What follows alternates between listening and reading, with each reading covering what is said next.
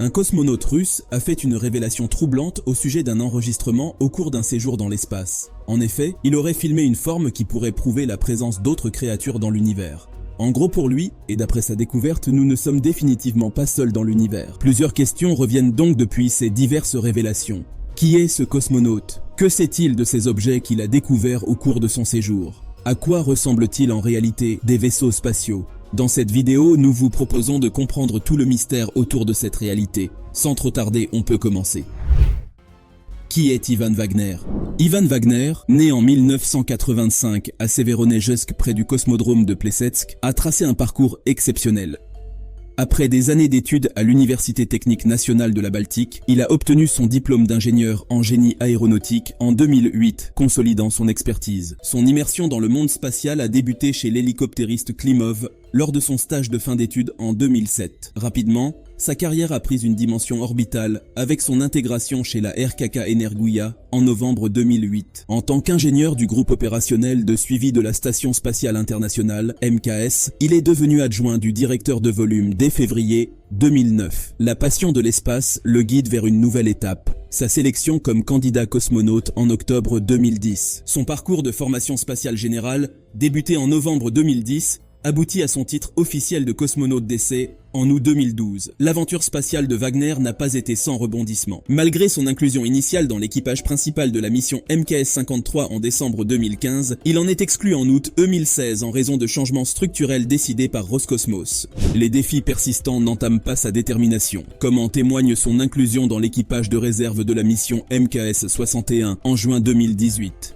Même si cette opportunité se termine par une exclusion après l'échec du lancement du vaisseau Soyouz MS-10 en octobre 2018. Son véritable envol vers l'espace se concrétise en avril 2019 avec son inclusion dans l'équipage de réserve de MKS-63 et l'équipage principal de MKS-65. En février 2020, il est transféré dans l'équipage principal de MKS-63, remplaçant Nicolas Tikhonov, déclaré inapte au volume. Le 9 avril 2020, à bord du vaisseau Soyouz MS-16, Ivan Wagner s'envole vers l'orbite, y passant plus de 6 mois. Son dévouement et ses accomplissements exceptionnels sont reconnus par les titres de héros de la Fédération de Russie et de pilote cosmonaute de la Fédération de Russie, décernés par décret du président Vladimir Poutine, le 4 mai 2022, consacrant ainsi son rôle éminent dans l'exploration spatiale russe.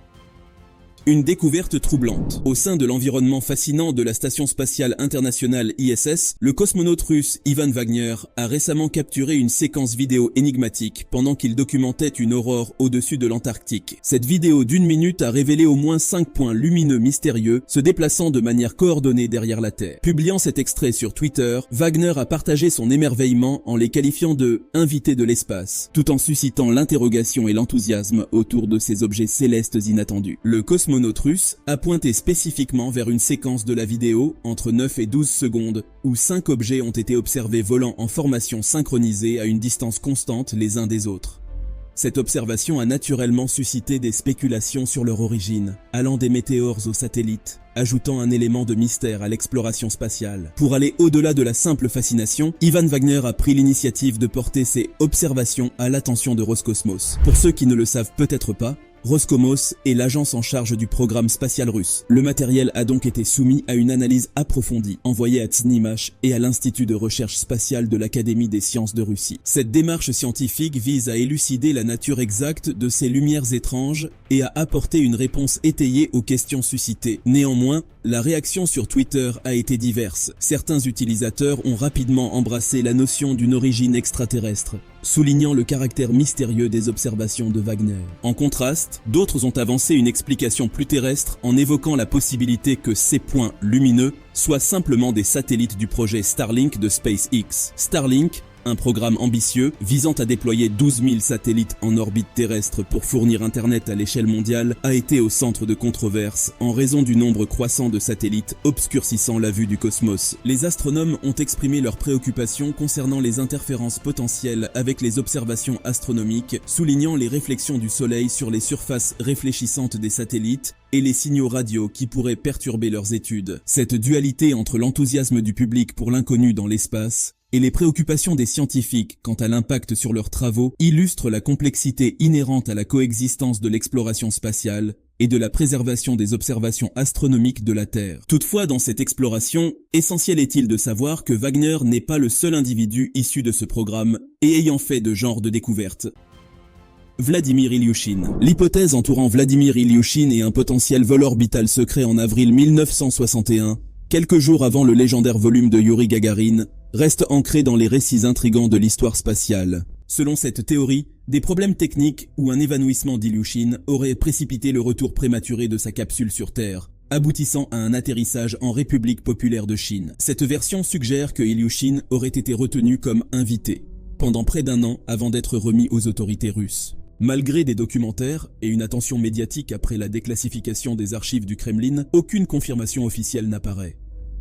Une autre hypothèse évoque Ilyushin comme le possible premier cosmonaute à effectuer un vol orbital, le 12 avril 1961, mais aurait dû revenir sur Terre en raison d'une blessure ou d'une maladie. Gagarin, dans cette version, aurait pris sa place sans jamais effectuer son propre vol. Cependant, les archives du Kremlin et de Baïkonour ne mentionnent à aucun moment la présence d'Ilyushin parmi les cosmonautes de l'époque. Cette énigme persistante souligne les zones d'ombre entourant les débuts de l'exploration spatiale soviétique. Malgré des spéculations persistantes et des documentaires basés sur la déclassification ultérieure des archives, aucune preuve tangible ne vient corroborer ces théories. Les dossiers officiels ne révèlent aucune trace d'Ilyushin en tant que cosmonaute de cette époque, jetant ainsi un voile de mystère sur ces récits qui continuent de susciter l'intérêt et l'imagination. L'exploration approfondie des documents du Kremlin et de Baïkonour révèle une absence totale de référence à Ilyushin parmi les pionniers de l'espace soviétique. Cela met en lumière le besoin de démystifier ces théories qui ont survécu au-delà du rideau de fer et se sont enracinés dans la culture populaire.